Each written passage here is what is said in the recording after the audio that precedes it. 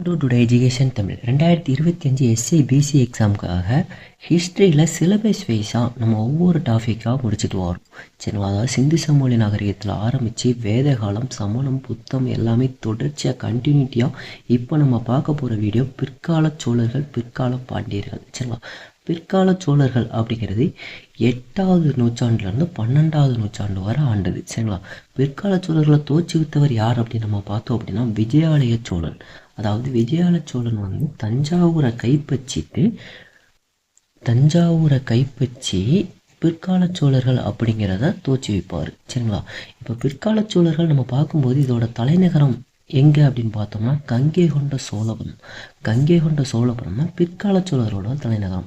அப்போ நம்ம முற்கால சோழர்களை பற்றி ஒரு சின்ன டீட்டெயில் மட்டும் பார்த்துக்கணும். முற்கால சோழர்களோட தலைநகரம் நம்ம அப்படி பார்த்தோம் அப்படின்னா உறையூர், அதாவது தற்போதைய திருச்சி இருக்குல்ல, அது இந்த உறையூர் தான் முற்கால சோழர்களோட தலைநகரம்.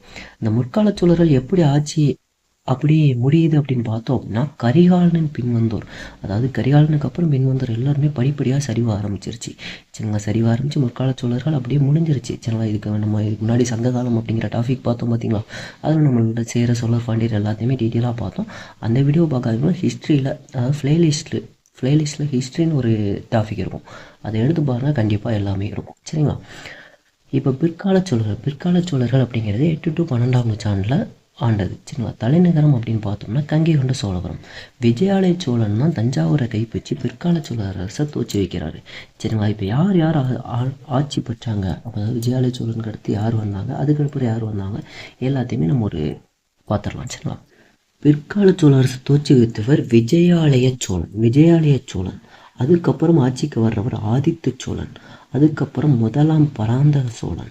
அதுக்கப்புறம் ராஜராஜ சோழன், ராஜேந்திர சோழன், நெக்ஸ்ட்டு குலோத்துங்க சோழன், அப்புறம் 2ஆம் ராஜராஜ சோழன், கடைசியாக 3ஆம் ராஜேந்திர சோழன். சரிங்க?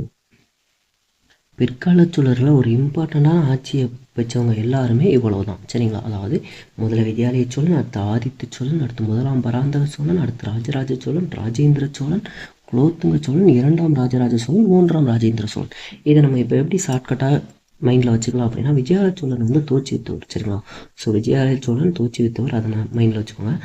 ஆதித்த சோழன், அதாவது ஆதி அப்படின்னாலே தொடக்கம், முதல். சரிங்களா? ஆதி. நெக்ஸ்ட்டு பார்த்தோம்னா முதலாம் பராந்தக சோழன், இதுலேயும் ஆதியும் முதல். சரிங்களா? விஜயாலய சோழன் எடுத்துக்கிட்டோம் அப்படின்னா அதுக்கப்புறம் ஆதித்த சோழன் முதல் தான் வரணும், அதுக்கப்புறம் முதலாம் பராந்தக சோழன்.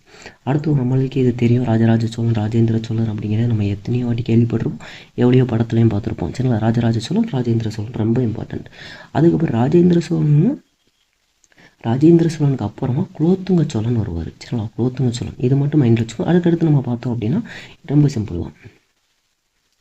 அதுக்கடுத்து அப்படியே அதோட கண்டினியூட்டி 2ஆம் ராஜராஜ சோழன், 3ஆம் ராஜேந்திர சோழன். அதாவது இதுக்கு முன்னாடி நம்ம ராஜராஜ சோழன், ராஜேந்திர சோழன் பார்த்தோமா, அப்புறம் குலோத்துங்க சோழன், அதுக்கப்புறம் 2ஆம் ராஜராஜ சோழன், 3ஆம் ராஜேந்திர சோழன், இதோட ஆட்சி முடியுது. சரிங்களா? விஜயாலய சோழன் ஆட்சியை தோற்றி வைக்காரு. அதுக்கப்புறம் ஆதித்த சோழன், ஆதி அப்படிங்கிறது முதல், அதுக்கப்புறம் முதலாம் பராந்தக சோழன் முதல்லாம். சரிங்களா?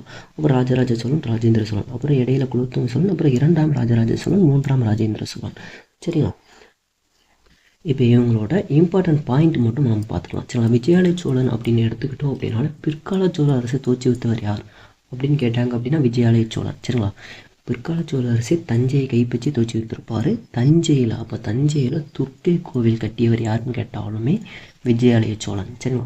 இவ்வளோதான் விஜயாலய சோழனை பற்றி நம்ம படிக்க வேண்டியது. அதுக்கடுத்து நம்ம பார்த்தோம் அப்படின்னா ஆதித்த சோழன் அப்படிங்கிறத நம்ம எங்கே பார்த்துருப்போம், இதுக்கு முன்னாடி பல்லவ மன்னர்கள் பார்த்தோம் பார்த்தீங்களா?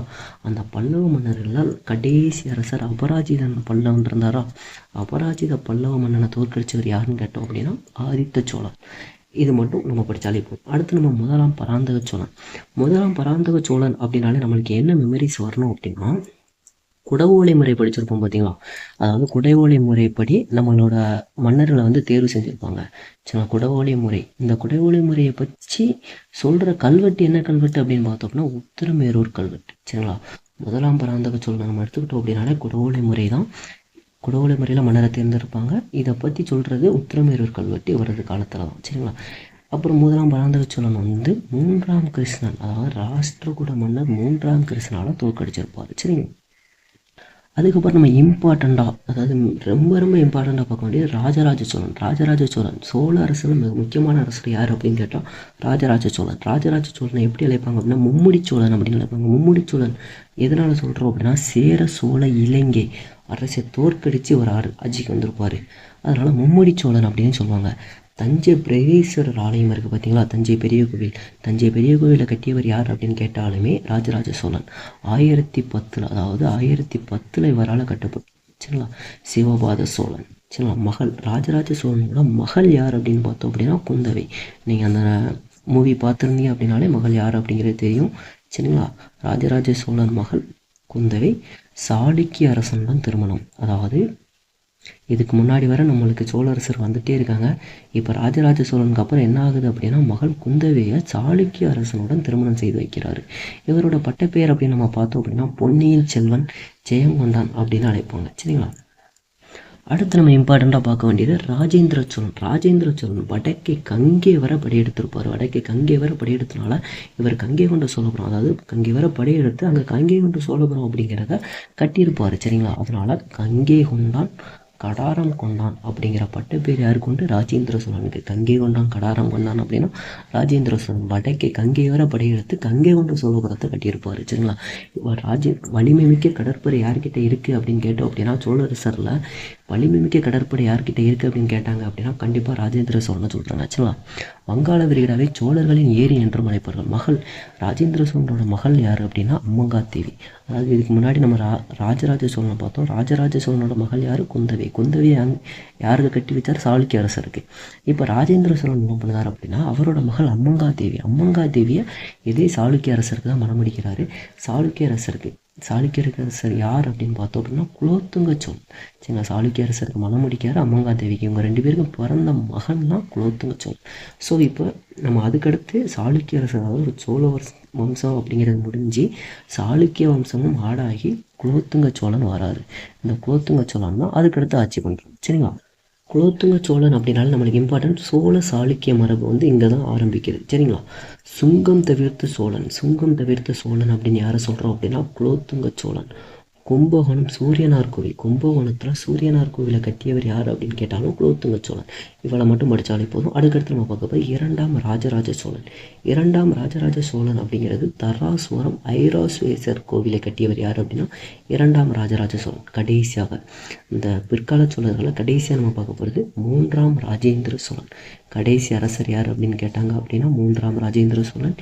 2ஆம் அழகவர்ம சுந்தர பாண்டியனால் தோற்கடிச்சிருப்பார் 3ஆம் ராஜேந்திர சோழன். சரிங்களா இதை நம்ம இப்போ ஷார்ட்கட்டாக ஒன்று பார்த்துடலாமா?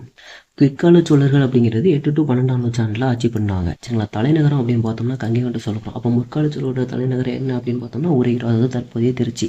சரிங்களா அதாவது பிற்கால சோழர் தோற்றுவித்தவர் யார் அப்படின்னு பார்த்தோம்னா விஜயாலய சோழன். அதுக்கப்புறம் யார் வராங்க அப்படின்னா முதல் தான்.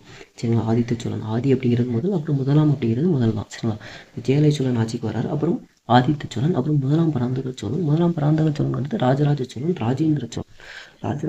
ராஜேந்திர சோழன், குலோத்துங்க சோழன், 2ஆம் ராஜராஜ சோழன், 3ஆம் ராஜேந்திர சோழன் கடைசியாக ஆட்சி பண்ணுறாரு. சரிங்களா விஜயாலய சோழன், அதாவது பிற்கால சோழரசு தோற்றுவித்தார் விஜயாலய சோழன். ஆதித்த சோழன் அப்படிங்கிற யார் பார்த்தோம்? அபராஜித பல்லவன மன்னனை தோற்கடிச்சோம்னா ஆதித்த சோழன். முதலாம் பராந்தக சோழன் அப்படின்னா நம்மளுக்கு ஞாபகம் வருவது என்னது? குடவோலை முறை அப்படின்னாலே உத்திரமேரூர் கல்வெட்டு. சரிங்களா அதுக்கடுத்து நம்ம பார்ப்போம் ராஜராஜ சோழன் அப்படின்னாலே உங்களுக்கே தெரியும், அதாவது மும்முடி சோழன், சேர சோழர் எல்லாமே. சரிங்களா இலங்கை அரசு தோற்றுவித்திருப்பார். சரிங்களா இலங்கை அரசு எல்லாமே தோற்கடிச்சிருப்பார். அதுக்கப்புறம் ராஜராஜ சோழன் பற்றி இன்னொன்று பார்க்கணும் அப்படின்னா தஞ்சை பெரிய கோவிலை தோற்றுவித்தார் யார் அப்படின்னு கேட்டாலும் ராஜராஜ சோழன். ராஜேந்திர சோழன் அப்படின்னாலே கங்கை கொண்டான் கடாரம் கொண்டான் அப்படிங்கிறது ராஜேந்திர சோழன். அதுக்கப்புறம் குலோத்துங்க சோழன் அப்படிங்கிறது நம்மளோட, அதாவது அதுக்கப்புறம் சோழ சாளுக்கிய மரபுல வர்றது தான் குலோத்துங்க சோழன். அதுக்கப்புறம் நம்ம 2ஆம் ராஜராஜ சோழன் பார்த்தோம் அப்படின்னா தராசுரம் ஐராவதேஸ்வரர் கோயிலை கட்டியவர் யாருன்னா 2ஆம் ராஜராஜ சோழன். அதுக்கப்புறம் 3ஆம் ராஜேந்திர சோழன் பார்த்தோம் அப்படின்னா கடைசி அரசர் யார் அப்படின்னு கேட்டால் 3ஆம் ராஜேந்திர சோழன். 2ஆம் ஜடாவர்ம சுந்தரபாண்டியனால் தோற்கடிச்சிருப்பார் 3ஆம் ராஜேந்திர சோழன். இதோட பிற்கால சோழர்கள் அப்படிங்கிற டாபிக் முடியுது. கண்டிப்பாக மறக்காமல் நம்ம சேனலை சப்ஸ்கிரைப் பண்ணுங்கள். ஹிஸ்ட்ரி அப்படிங்கிற ப்ளேலிஸ்ட்டை செக் பண்ணி பாருங்கள். எல்லாமே டாபிக் வைஸாக எஸ்ஐபிசிக்காக டாபிக் வைஸாக ஒன்று ஒன்றா இருக்கும். எல்லாமே செக் பண்ணி பாருங்கள். Okay, thank you.